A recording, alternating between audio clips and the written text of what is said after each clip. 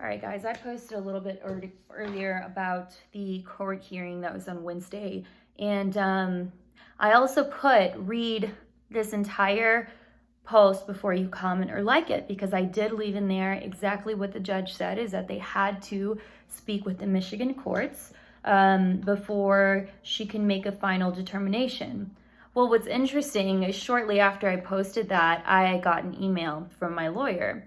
And it was sent from his Texas lawyer, from his Michigan lawyer, which would be improper service of initial paperwork, but they're claiming they served initial paperwork, which is a complete lie, so that'll be another fight. But let's go ahead and read what this says. This is what Michigan said, right? So Texas granted the protection. They watched only 4 videos. We only submitted 4 videos, bruising on my skin, because he used to put his fingers into my throat, or he would put his forearm into the back of my throat or the front of my throat, right? Because he's smart enough to not bruise me, so I couldn't have that evidence, right? Incredible. And then we submitted my child's bruised face, where he didn't admit to hitting him, but he admitted to taking down a gate that his mother left up, and then my child somehow fell downstairs, but there's only bruising on his face, which makes no sense and has been medically evaluated, right? All right, so let's just read this real quick, what I got from Michigan. Ex parte order requires the home state of the minor child in Michigan, temporary custody and parenting time. The court has reviewed an ex parte motion that seeks the immediate grant of physical custody to plaintiff Josh Campbell with an immediate return of the child from the state of Texas. The court does not find that the facts alleged show a serious risk of irreparable harm to the child or a risk of imminent danger. Wow, I'm not going to keep reading this. But I have, I believe it's 14 days to file a motion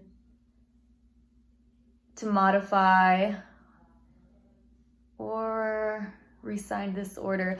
All right, so let me just read. This is the Uniform Child Custody Jurisdiction and Enforcement Act. And the reason that this was created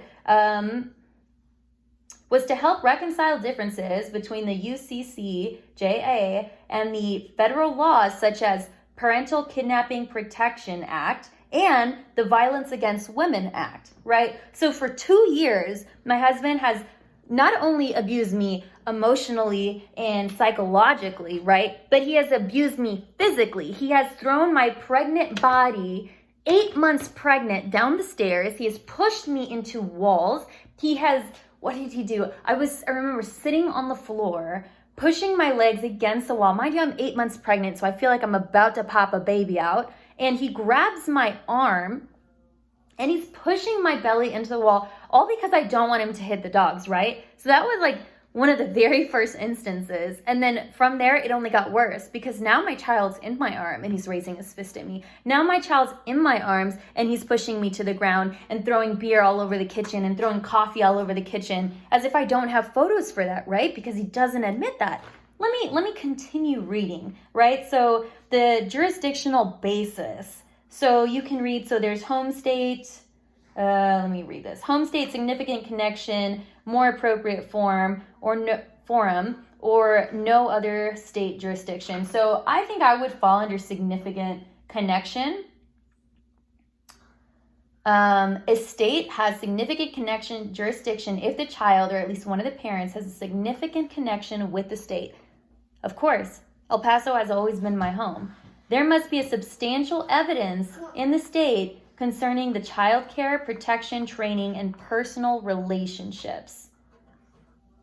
We filed under emergency. A court may exercise emergency jurisdiction if a child is present in the state, which he is, and the child has been abandoned, or it is necessary in the emergency to protect the child because the child or a sibling or parent of the child is subject to or threatened with mistreatment and abuse.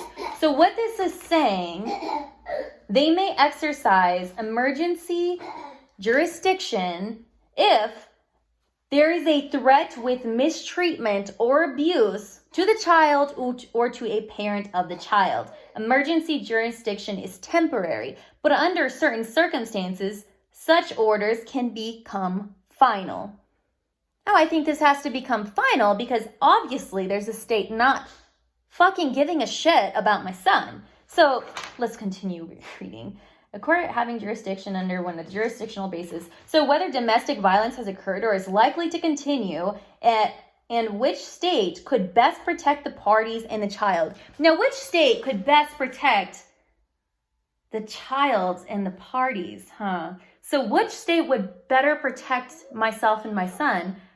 I would definitely say Texas, right? Because I have a list of people from Josh's and Josh's parents' background stating the abuse of his father to his mother, the fact that he pulled an axe on this woman's child. Mind you, this is someone who still talks to his mother.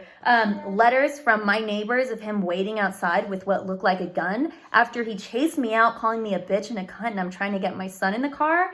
Let's see, what else I have apologies of him saying he shouldn't be hitting me or putting his hands on me. I mean, how can this not be enough, right? And then not only that, they only watched 4 videos. I didn't submit the other videos I have. I mean, it's pretty unreal to want to bring a child back to a state where this man has, and I have it in fucking text message where he says he has sexually abused me, where he has hit me, where he has to apologize to my son for how he's came home and treated him and hit him and put his hands on him. Wow. And Michigan thinks that that's in the best interest of the child to go back to the state of Michigan? Domestic violence is included explicitly as the first factor that courts must consider when making inconvenient forum decisions. Domestic violence victims should not be charged with unjustifiable conduct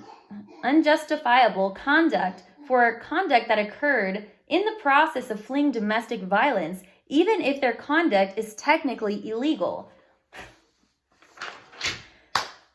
Okay, so this is what the judge was speaking about here in the courtroom. Judicial communication can be critical to victims' safety in domestic violence cases because it ensures that a court is not receiving important information only from the perpetrator.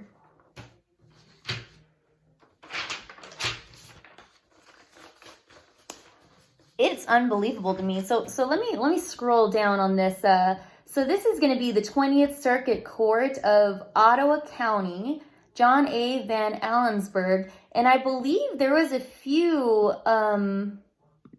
There's actually a few advocacy groups that were basically grown out of this specific 20th Circuit Court. Now, I hope that the reason that was filed was because they haven't gotten the communication with the state of Texas. But that's unreal. That is unreal that a court could actually say someone like this is okay to take custody of my child. It's funny because for 2 years, right, and I even mean when I'm pregnant, and I'm saying 2 years, my son's only 16 months old, but he has threatened me with kidnapping every time I've left. Every time I went to go get a hotel room, because he was either too drunk, because he was throwing things at me, because he would push me on the floor, because he would barricade me, and the only way out was just to call the police station. And all I wanted to do was leave and go to a hotel. And I was threatened with kidnapping. And I have all of those messages. And I have videos of him saying why no one will ever believe me, because he's an engineer and he's in the military. And man, this is wow. I'm just I'm really, really upset. And I'm really disappointed in the court system at this point. And I hope that this turns out a lot different. But as of right now, it's not. And I'm going to keep making sure that everything is publicized until there is justice, because you have no idea the amount of women who have reached out to me, not only just in this county, and there are several cases in this county, all over, that are going through things like this, are telling me that they're still in their situation because they're afraid of being charged with kidnapping. Look this up and get a great lawyer, because I had a great lawyer. Man, she was incredible, but it doesn't matter because this other state's going to fight it. So we're going to see what we're going to do. And I will fight to the end of my life for my son. You know, it's one thing if it's a divorce and, you know, there's two good people, then yes, absolutely, you should raise your children together. I think that is incredibly important. But if you have an abusive parent who is not even psychologically stable, who is an alcoholic, no, they should never have that child in their hands, especially if you see a child bruised like that. Are you kidding me? And then on top of that, they asked him, and you're under oath, right? You cannot lie in a courtroom. And they asked him, are you an alcoholic? No, absolutely not. So you have no drinking problems? No. So, man, what is so funny is I got to pull this one up real quick, because that's pretty funny. I'm pretty sure that I have all of the AA signatures. I'm pretty sure I got all the sober link on here. I'm pretty sure I have the apology after apology, literally saying I'm an alcoholic. So it's kind of funny, because I'm pretty sure you're not supposed to lie in court. And I'm pretty sure with your no contact order that was deemed in Michigan, as well as your protective order, that you shouldn't be following me. Yet it was stated that they were following me on my OnlyFans account. So you willingly and you chose to go against an order and pay for a subscription to follow me? Wow. And then you are dumb enough to submit screenshots of my social media accounts when you're not supposed to be following me, even through other people. So that's interesting. Wow. Man. Oh, and then apparently my email's been hacked as well, because they were talking specifically about emails that were solely between me and an officer, where it says these emails are confidential, blah, blah, blah, blah, blah. Wow. So that hacking that was on my Facebook that took down my initial fundraiser to try and raise awareness for this and help me pay for these lawyers' fees and protection of my son. Yeah, so that was you too. So there's a VPN that you're using to distort. Wow. Okay. All right. Well, that's interesting. This is all very interesting to me. You know, guys, and what's funny is there's so many people who have posted, you know, how could you let your child live like that? Why wouldn't you take your child out of that? It's called like unjust things going on. Being charged with kidnapping because you're trying to leave a dangerous situation and not have your child in that? Wow. Yeah, that would be a reason. Yeah, or the fact that you're threatened with your life, or they tell you that they're going to commit suicide. Yeah, that's another one, you know. And if you look at, you know, the wheel of domestic violence abusers and their victims, right? Man, I just could post a video and picture for every single thing on that wheel. But is that recognized in a court? I'm not sure. What do I need? Do I need a psychologist to go? Is that not a respected opinion? Because clearly there's underlying issues here, considering I have messages about that as well from his father saying that he has issues. So this is all quite funny. Quite funny. Man. You guys, I'm rambling a little bit, but I am very frustrated. I'm very upset right now. And then his lawyer asked me to disclose where I live. I'm literally filing for a protective order, but let me ask you what your address is. I've always had the same address. Gladly state it. And the stuff they brought up, not even relevant, right? Bring up modeling, bring up this, bring up that. I guess during this next court hearing, I'll be sure to bring the letters, you know, from the neighbors, from your childhood neighbors, from people you grew up with, from other girls that endured you, from other girls that your father has destroyed with the same behavior. Classic, right? Pass it down, man.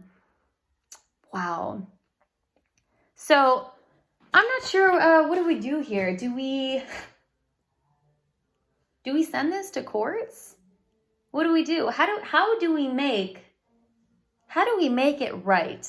How do we move forward and say, you know what? States are not going to keep putting mothers in these fucking situations. States are not going to keep endangering our children for the sake of having both parents in their life, when sometimes that's not the best case. And in most situations, yes, I absolutely believe that's the right thing to do, but not in this.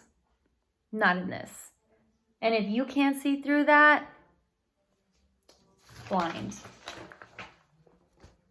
That's my rant. That's what's going on right now. And I will keep you updated, and I will keep everything public. I will. And there's already been people in Grand Rapids that have reached out to me about going on to news stations. So if that's the route we got to take, that's the route we're going to take. I don't care. Oh, and then his arraignment after his arrest for his domestic violence got pushed back. So that's great to hear too, right? Oh, but I need to bring my son back in 48 hours. That's interesting. But you shut down a courtroom for COVID-19 virus, but then you expect a mother to get back over there in 48 hours with this virus that was important enough to shut down a courtroom, but not important enough to keep my son safe? Okay. All right. That's it. That's it for today.